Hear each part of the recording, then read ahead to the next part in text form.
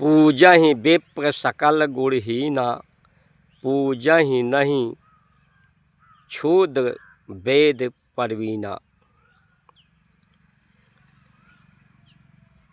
विप्र यानी परम विचार वाला, पवित्र विचार वाला की पूजा यानी उसके आचरण का, उसे आदर दे के, जिसको हम आदर देते हैं, सादर देते हैं, जो सत्य का आचरण होता है, तो जिसके आदर देते हैं उसी अनुसार आचरण हो जाता है।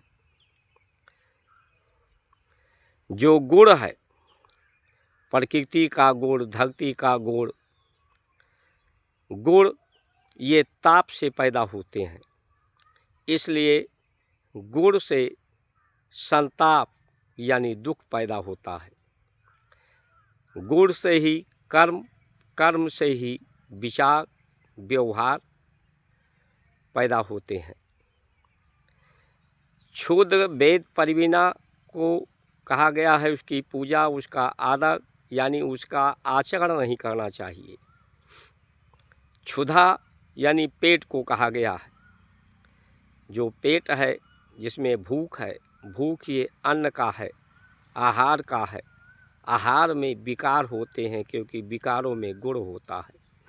इसीलिए मेष संक्रांति में जो सतुआ का महत्व है, अन्न को भून करके यानी उसके विकार को, उसके ताप को, उसके गुणों को निर्गुण करके, गुणों से हीन करके, गुणों के प्रभाव को हीन करके, प्रभाव को समाप्त करके, निज स्वभाव के अनुसार जीवन की धारा हो, जीवन का दर्शन हो, जो जीवन की दिशा और दृष्टिकोण हो। स्वभाव पूरे जगत का एक है। स्वभाव से ही गुण है, कर्म है, विचार हैं, लेकिन ये गुण विचार कर्म में साधने के लिए हैं, ये शुद्ध करने के लिए हैं, इनके ताप को शांति करने के लिए के उपरांत ये स्वभाव में स्थित हो जाते हैं।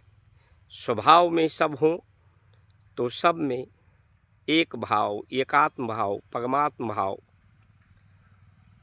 आपस में मेल जोल हो, एक दूसरे का साथ सहयोग हो, विकार से मुक्त हो।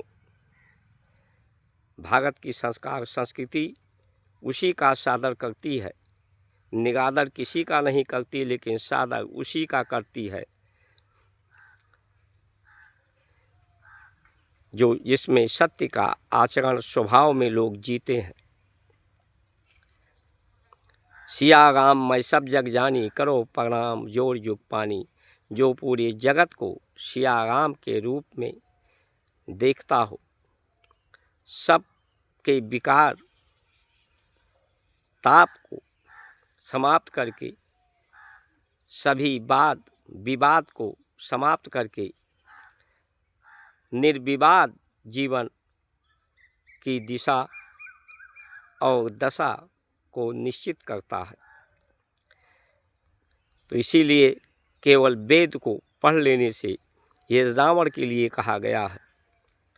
रावण भी वेद का ज्ञाता था, वेदों का प्रवाह था उसमें, लेकिन वो गुणों के प्रभाव में था, गुणों के प्रभाव से हीन नहीं था। इसलिए अपने प्रभाव को स्थापित करने के लिए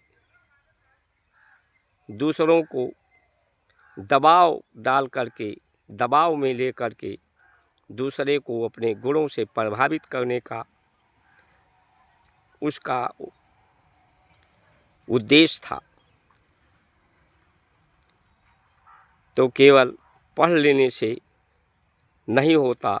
शब्द ब्रह्म ही है अक्षर, लेकिन इसे जब मंथा जाता है तो जिस तरह से दही जमाई हुई दही को मथा जाता है तो मक्खन निकलता है, उसी तरह से इन विचारों को जब मथा जाता है, चिंतन किया जाता है, तो उसमें जीवन का लय, प्रकाश और सभी शक्तियाँ केंद्रित होती हैं, सभी संगठित होती हैं।